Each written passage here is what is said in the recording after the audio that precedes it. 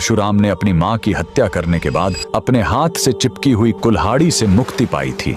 यह कहानी है महान ऋषि जमदग्नि और उनकी पत्नी पतिव्रता रेणुका की। कहते हैं रेणुका हर दिन नदी से कच्चे घड़े में पानी लाती थी और उनके सतीत्व के बल से वह घड़ा टूटता नहीं था। उनके 5 पुत्र थे, जिनमें सबसे छोटे थे विष्णु अवतार परशुराम। एक दिन रेणुका ने नदी में कुछ गंधर्वों, स्वर्ग के संगीतकार को जल क्रीड़ा करते देखा। उन्हें देखकर एक पल के लिए उनका मन मोह में पड़ गया और उसी क्षण उनके सतीत्व का बल टूटा और कच्चा घड़ा टूट गया। जब वो आश्रम लौटी तो ऋषि जमदग्नि ने अपने योग्य बल से जान लिया कि उनका मन भटक गया था। वो इतने क्रोधित हुए कि उन्होंने अपने पुत्रों को आज्ञा दी, अपनी मां का वध कर दो। जब चारों बड़े भाइयों ने मना कर दिया तो क्रोधित पिता ने उन्हें तुरंत पत्थर बन जाने का श्राप दे दिया। इसके बाद परशुराम ने पिता की आज्ञा को अपना धर्म समझा। उन्होंने भारी मन से अपनी कुल्हाड़ी उठाई और अपनी ही मां का सिर धड़ से अलग कर दिया। उनकी आज्ञाकारिता से प्रसन्न होकर जमदग्नि ने वरदान मांगने को कहा। परशुराम ने तुरंत अपनी मां को फिर से जीवित करने और साथ ही पत्थर बन चुके अपने चारों भाइयों को भी मुक्त करने का वर मांग लिया। सब फिर से जीवित हो गए, मानो कुछ हुआ ही ना हो। लेकिन कहानी यहीं खत्म नहीं हुई।